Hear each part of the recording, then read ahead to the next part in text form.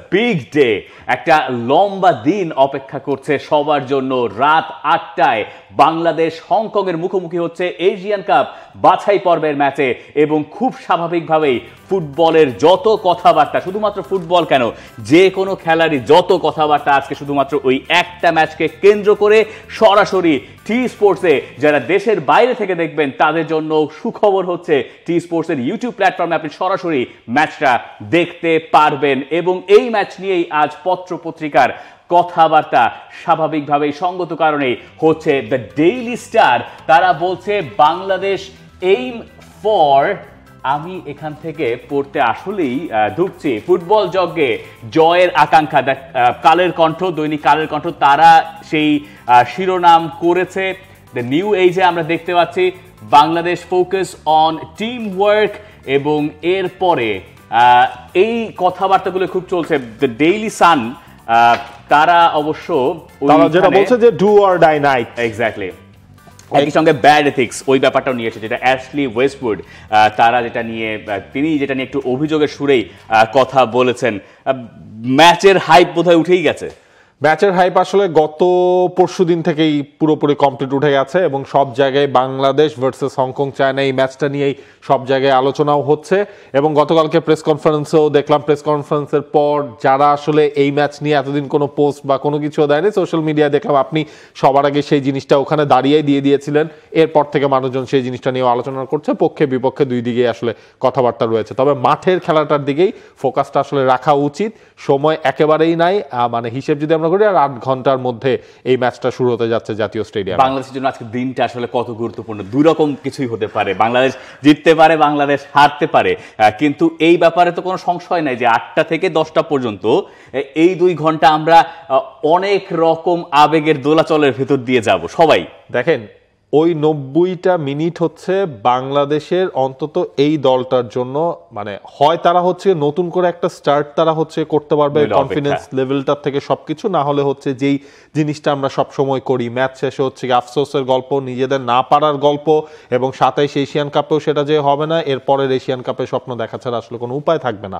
কিন্তু এই ম্যাচটার গুরুত্বটা আসলে এই জায়গায়, এক এশিয়ান কাপে আপনি কোয়ালিফাই করতে চাইলে, সেই রেসটায় টিকে থাকতে চাইলে এই ম্যাচ আপনাকে হচ্ছে পূর্ণ ৩ পয়েন্ট আনতে হবে। এবং অন্যদিকে এই যে ধরেন মানুষজনের, মানে ফুটবলের প্রতি মানুষজনের যে হচ্ছে আগ্রহটা আবার বেড়েছে, সেই আগ্রহটা যেন কমে না যায়। জুনে হয়নি, মানুষজন কিন্তু এই অক্টোবরে আসলে সেটা দেখতে চায়। এই হামজা, সমিত সোম তাদের কাছ থেকে। সমিত সোম গতকালকে প্রথম প্র্যাকটিস সেশনটা করেছেন, পায়ে টেপিং ছিল, ২৭ ঘন্টা লম্বা একটা জার্নি শেষ করে তিনি কিন্তু ঠিক তার আগের দিন ম্যাচ খেলেছিলেন কানাডিয়ান প্রিমিয়ার লিগে, সেখান থেকে খেলে তিনি এসেছেন পুরো দল নিয়ে। হাভিয়ার কাবরেরা কিন্তু এই একটা মাত্র ট্রেনিং সেশনই আসলে পেয়েছেন এই হংকং চায়নার এগেনস্টে নামার আগে।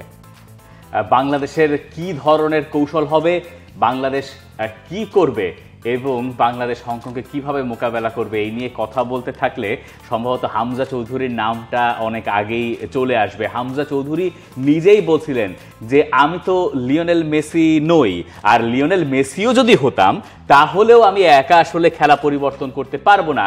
তার মানে এই যে ফুটবলার যাদেরকে আমরা দেখেছি, তাজ, মোরসালিন, রাকিব, পেছনে আলামিন, জায়ান, বাকি সবাইকেই এক হয়ে একটা দল হিসেবে এই মাঠে আসলে লড়তে হবে। শুধুমাত্র হামজা সমিত নয়, সবাই মিলে বাংলাদেশ, সেই কথা হাভিয়ার কাবরেরা বলার চেষ্টা করছেন। আমি জানি হাভিয়ার কাবরেরাকে নিয়ে অনেক আলোচনা হয়, অনেক সমালোচনা হয়, তার সঙ্গে তার কোচিং অ্যাসিস্ট্যান্ট নিয়েও অনেক কথাবার্তা হয়, কিন্তু যখন ওই ম্যাচটা চলবে তখন হাভিয়ার কাবরেরাও বাংলাদেশ, আপনিও বাংলাদেশ, আমিও বাংলাদেশ, সব কিছু মিলিয়ে ওই যে এককভাবে নিজেদেরকে উপস্থাপন করতে চাওয়া, সবকিছু মিলিয়েই তো একটা ফুটবল ম্যাচ। এবং ফুটবল ম্যাচে জিততে হয় আসলে মাঠের সমর্থকদের সমর্থন নিয়ে। হোম ম্যাচ বলতে আসলে কি বোঝায়? আমি জানি হোম ম্যাচ বলতে বোঝায় এখন যে টিপটিপ করে বৃষ্টি পড়ছে এবং তাতে যে কাদা মাঠ একটুখানি হয়ে গেছে, মাঠটা একটু ভারী, সেই ভারী মাঠে বাংলাদেশের একটা অ্যাডভান্টেজ হতে পারে, এগুলোও একটা অ্যাডভান্টেজ। কিন্তু দিন শেষে সমর্থকদের ওই মানে অকুণ্ঠ সমর্থনটার খুব বেশি প্রয়োজন। দেখেন, মাঠের হিসেব করলে আজকে সকাল থেকে আমরা দেখছি হচ্ছে গিয়ে বৃষ্টি হচ্ছে।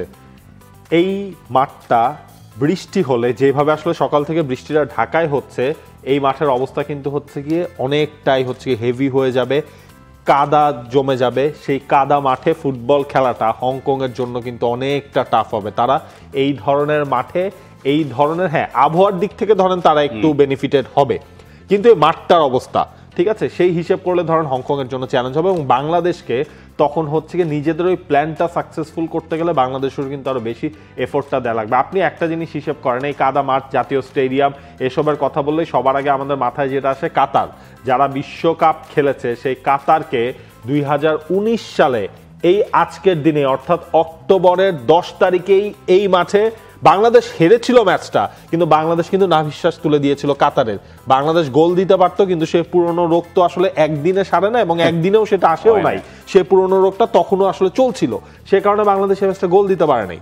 I remember that match. আমি মানে ওইখানে ওই ভারী মাঠে বাংলাদেশ কাতারকে রুখেই দিয়েছিল, তারপরে শেষ দিকে গিয়ে একটা গোল শুরুর দিকে একটা গোল হজম করলো, তারপর লাস্টের দিকে হারতে হয়েছিল। বাংলাদেশ ওই ম্যাচে গোল করতে পারে নাই, নিতান্তই মন্দ কপালে বলে বাংলাদেশ ওই ম্যাচে গোল করতে পারে নাই। কি অদ্ভুত এক ঘটনা যে 6 বছর পরে গিয়ে ওই একই দিনে এশিয়ান কাপ কোয়ালিফায়ার্স এর ম্যাচ বাংলাদেশ হংকং এর বিপক্ষে। যারা আমাদেরকে দেখছেন তাদেরকে একটু জানিয়ে রাখে যে আমাদের সঙ্গে যুক্ত হবেন বাংলাদেশ দলের সাবেক ক্যাপ্টেন মামুনুল ইসলাম। আমরা তার জন্য অপেক্ষায় আছি, তার কাছ থেকে আমরা ম্যাচ অ্যানালিসিস শুনবো এবং তিনি আসলে এই ম্যাচ নিয়ে কি ভাবছেন সেই সব কথাবার্তা শুনবো। তার জন্য আমরা একটু অপেক্ষা করছি। বৃষ্টিতেই বোধহয় একটু আটকে গেছেন, যাই হোক যেরকম এটা ঘটে। বৃষ্টি বাংলাদেশের জন্য অ্যাডভান্টেজ, রাইট? বৃষ্টি বাংলাদেশের জন্য অ্যাডভান্টেজ এই স্টেজে এসে, সেটা হচ্ছে গিয়ে বলতে হবে। এবং মানে এই ধরনের এনভায়রনমেন্টে বা এই ধরনের মাঠে বাংলাদেশের ফুটবলাররা খেলে আসলে অভ্যস্ত, ওই জায়গাটা বাংলাদেশের ফুটবলারদের কাজে লাগাতে হবে। এবং আপনি যদি একটা জিনিস খেয়াল করেন, তাদের কিন্তু বেশ কজন স্পিডি ফুটবলার রয়েছে। আপনি এই মাঠে স্পিড জেনারেট করতে পারবেন না, মানে ইউজুয়াল আপনার যে স্পিডটা, ওই এই মাঠে আপনি স্পিড জেনারেট করতে গেলে আপনার হচ্ছে মাসেল পুল করবে, আপনার মাসেলে লাগবে, পাও ভারী হয়ে যাবে, আপনি যেভাবে চাচ্ছেন সেভাবে পারবেন না। ইনফ্যাক্ট বাংলাদেশের থেকে তো হংকং চায়না বেটার ফুটবলটা খেলে, মানে একটু গোছানো ফুটবলটা হংকং চায়নার কাছ থেকে আমরা দেখি। ওই গোছানোর প্ল্যানেই আপনার হচ্ছে একটা আঘাত হবে, কারণ খুব স্বাভাবিক, আপনি একভাবে প্রিপারেশন নিয়েছেন। এইখানে আসার পর আমরা তারা প্র্যাকটিস মাঠ নিয়ে কমপ্লেন জানিয়েছিল। গতকালকে যেই মাঠে তারা অনুশীলন করছে সেই মাঠটা গতকালকেই তারা বলছিল একটু হেভি হয়ে আছে, একটু ভারী হয়ে আছে। মাঠের উপর বাংলাদেশ তো টানা সেই জায়গায়, বাংলাদেশ যেহেতু হোম টিম তারা সেখানে প্র্যাকটিস করবে, ইটস ভেরি নর্মাল। এর মধ্যে যে আজকে ভোর থেকে মনে হয় বৃষ্টি শুরু হলো, আমি ঘুম থেকে ওঠার পর হ্যাঁ আজকে ভোর থেকে দেখলাম হচ্ছে ব্যাপক বৃষ্টি। মনে হয় না সব জায়গায় বৃষ্টি হচ্ছে, আমি জানি না, আপনি আর আমি এক জায়গায় থাকিও না, বাট আমি যেখানে থাকি সেটা ধরেন স্টেডিয়ামের কাছাকাছি, অন্তত এই জায়গা থেকে, তো সেইখানে তো বৃষ্টি। এই সবকিছু মিলে এটা বাংলাদেশের জন্য ফেভারেবল হবে। তবে মানে ধরেন কোনো কিছু সহায়তা, কোনো কিছুর দায়, ওই জিনিসটার দিকে হয়তো বা ফুটবলাররাও মেইন ফোকাসটা দিয়ে রাখবেন না। তারা যাবে নিজেদের যে প্ল্যান, নিজেদের যেই কাজ, সেইটা আসলে করতে হবে। Let's come to the point. বাংলাদেশের 11 আসলে কি হবে?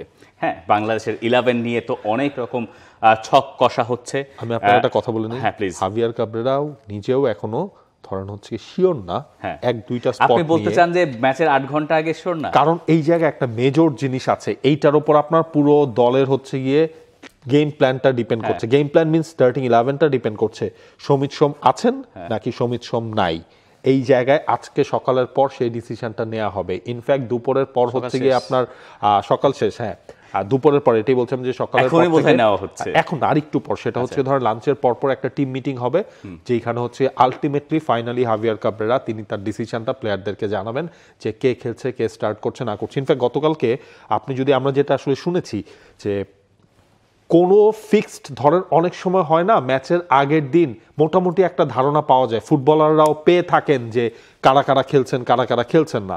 এইবার যেটা হয়েছে কয়েকটা সেটআপে কিন্তু তিনি সেই জিনিসটা ট্রাই করেছেন। ধরেন এক্সাম্পল, আপনি একবার রহমতকে দিয়ে আপনি হচ্ছে গিয়ে ফুল অনুশীলনের অর্ধেকটা আপনি করেছেন, সেই মডিউলটাই আপনি ধরেন এবার তাজকে দিয়ে করলেন, তখন কিন্তু আপনার রহমতও শিওর না তিনি খেলবেন কিনা, তাজও শিওর না তিনি খেলবেন কিনা। এক্সাম্পল দিলাম, এরকম কিন্তু বেশ কয়েকটা পজিশনে এই যে অপশনগুলো আছে সেই অপশনগুলো নিয়ে হাভিয়ার কাবরেরা কাজ করছেন। আমার মনে হয় সমিত সোম থাকলে একটা ওয়েতে বাংলাদেশ আগাবে, সমিত সোম না থাকলে বাংলাদেশের ওয়েটা হবে অন্য। সমিত সোম না থাকলে বাংলাদেশের জন্য সেটা একটা ধাক্কা, আমি ব্যাপারটাকে এইভাবে দেখি। সমিত সোমকে বাংলাদেশের প্রয়োজন।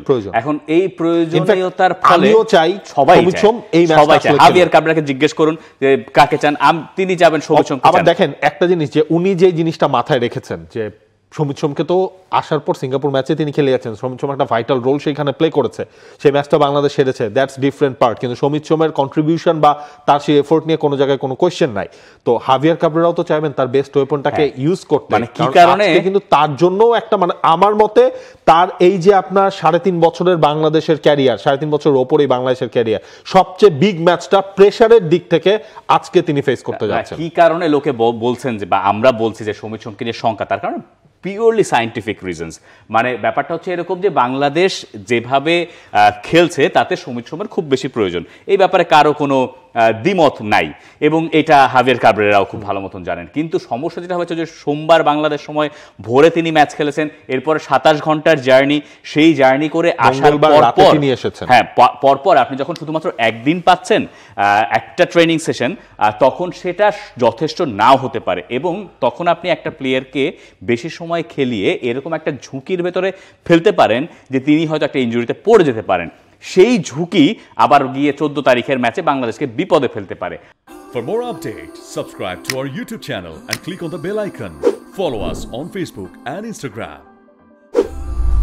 Download T-Sports app to enjoy exciting games and highlights. Visit tsports.com.